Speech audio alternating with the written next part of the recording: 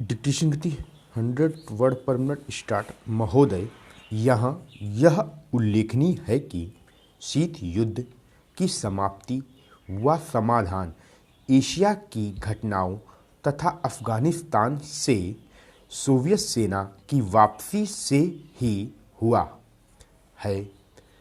अफगानिस्तान में लंबे अरसे तक चला युद्ध सोवियत संघ के अस्तित्व के लिए कष्टदायी और मुश्किल हो गया।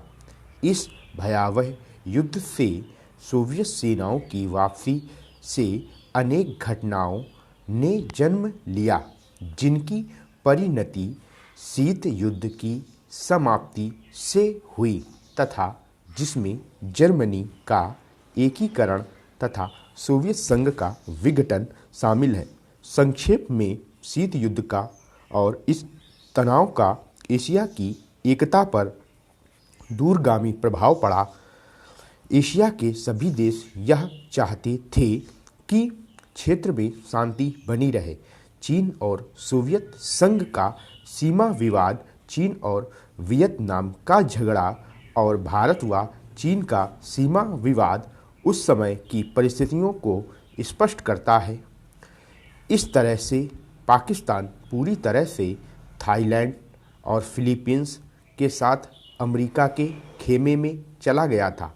जापान अपने आर्थिक और व्यापारिक संबंधों के कारण पश्चिमी देशों में सामीप्य स्थापित कर रहा था।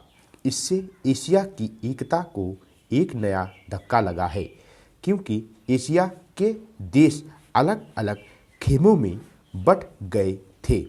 1960 के दशक में एक नया मोड़ आया, जब शीत युद्ध के समय में आसियान के नाम से एक नए गुट का प्रादुर्भाव हुआ।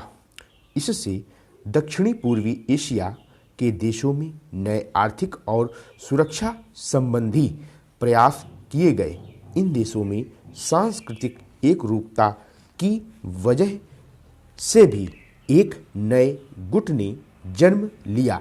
लेकिन यह कहना कठिन होगा कि इन दक्षिण पूर्वी एशियाई देशों में समूचे एशिया की पहचान या एकता बनाने में सहायता मिली है या उससे धक्का लगा है, क्योंकि इन देशों ने अपनी नीति बहुत स्पष्ट नहीं की और केवल अपने ही गुट के अंदर भूमिपुत्र नीति को जन्म दिया। भारत भी अब आसियान के सहयोगी सदस्य बनने जा रहा है। भारत की पहल से दक्षिण एशियाई सहयोग संगठन सार्क की स्थापना 1985 में की गई, जिसके फलस्वरूप पड़ोसी देशों के आपसी सहयोग के लिए नया वातावरण तैयार हुआ। यह प्रयास शनैः शनैः उपयोगी रूप लेता जा रहा है, जो एशिया की पहचान बनाने की ओर महत्वपूर्ण कदम है।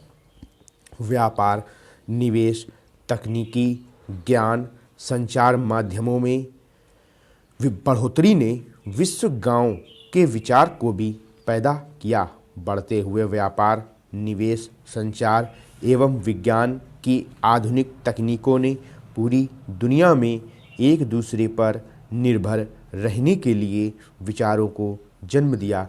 अंग्रेजी भाषा, हॉलीवुड, कंप्यूटर्स और उपभोक्ता संस्कृति ने पूरे विश्व को प्रभावित किया, जिससे देशों में फासले कम हुए, संस्कृति और सभ्यता भी प्रभावित हुई।